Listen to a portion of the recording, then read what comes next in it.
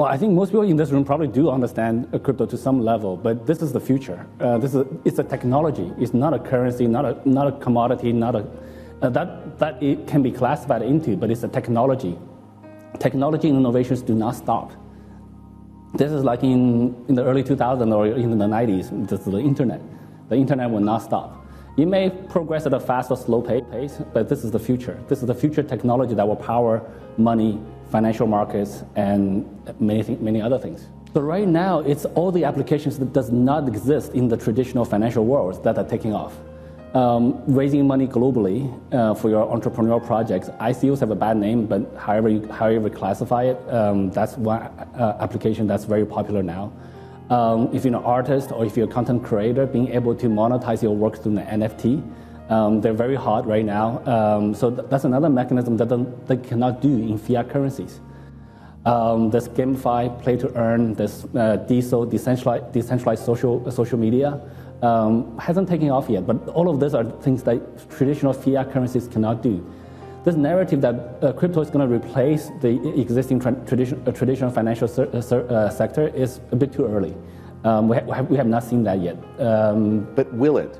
Will crypto replace traditional finance, or will traditional finance and crypto effectively merge and become the same thing? I think traditional finance will always be, will be big. Today, probably only 1% or less of the money is in crypto, much less, probably much less than that. So today, traditional finance is big. It's gonna take time for, I don't think in the short term there's any replacements. But in the long term, some of the things may be replaced. So this is like, if we look 20 years back, say video conferencing is going to replace in-person work. Today, still haven't really done that. Even with COVID, we kind of shifted a little bit to that direction. But it takes decades to really replace something. But e-commerce has replaced quite a lot has impacted a lot of real commerce. It's faster than many people expected. But it also took 20 years, right? So there were jokes. Yeah. So there were jokes like, even in the early 2000s, you can buy a hamburger online, but you can't eat it. But now you can. Well, we're already 13 years into Bitcoin. Yes. So I think, but still today, the applications in crypto are still the ones that are taking off are the ones that are not available in traditional fiat currencies. Payments has not really taken off. It's one of those like really obvious first use cases, but it just hasn't really taken off. Why? Most of the payments, like if you pay for coffee, etc., it works pretty well today already. So you're using a credit card, or most people don't use cash now. You can use a mobile payment system. Works pretty well. But if you want to pay people across the world, then the traditional fiat currencies doesn't work that well. So I think it's those use cases that the traditional financial services don't cover that will take off first. We should evolve the world in small incremental steps and not big moves. Whenever you have a big move, a big abrupt change is usually bad for most people. The current players may not be ready, the industry may not be ready. I think slow incremental change is probably the best. I think US dollar serves its purpose, is great, but we can do things that are around it first. And then I think slow gradual change is best because the impact to industries, to society needs to be managed. CZ, this week Binance published what I'll call a crypto manifesto. It's the 10 fundamental rights for crypto users, and they include privacy, safe custody, robust liquidity, and safe access to some of the things that you've already talked about, emerging technologies such as NFTs and also staking and yield farming. I'd like to know, who are you most directly addressing with this manifesto? Regulators or rival exchanges? I think it's everybody. I think we want to get the message out there. We have been talking with regulators around the world quite a lot. Many of our users may not know that we're doing this. And there's different perceptions in different parts of the world, both on the user side, on the regulator side, on the existing financial players. They don't really understand crypto, and we think that we need to look at all of this holistically. You say regulation is inevitable. Yeah. Is that because you want it or can't stop it? I think we actually want regulation. I am not a complete libertarian. I'm not an anarchist. I don't believe human civilization is advanced enough to live in a world with no rules.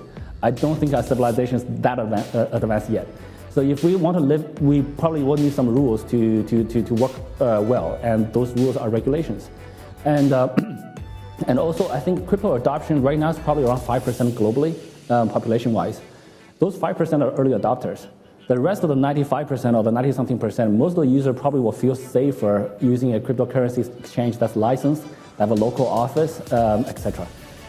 Optimistically, how long do you think it will take to go from 5% today to 100% adoption, where people around the world are using crypto with as much comfort and ease as they use cash or credit cards or more and more these days mobile payments? I think it will take a couple of decades, to be honest, to reach 90-something percent. I think the adoption curve is always slow at the beginning, and in the middle you'll pick up, and then the last few part of the generation, like my parents' generation, probably will be harder for them to adopt. So it would again, and also I think a lot of the applications today are not done really well. So the applications need to improve. So I think that would take at least 1 to 2 decades, 10, 20 years. What I would describe as the clarion call in your world, the crypto world, is for what people describe as smart regulation. What's the difference between smart regulation and dumb regulation? Actually, there's a very simple difference. I've got to be careful saying this.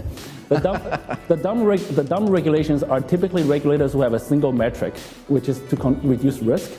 That's great. The best way to reduce risk is not to do is shut down everything.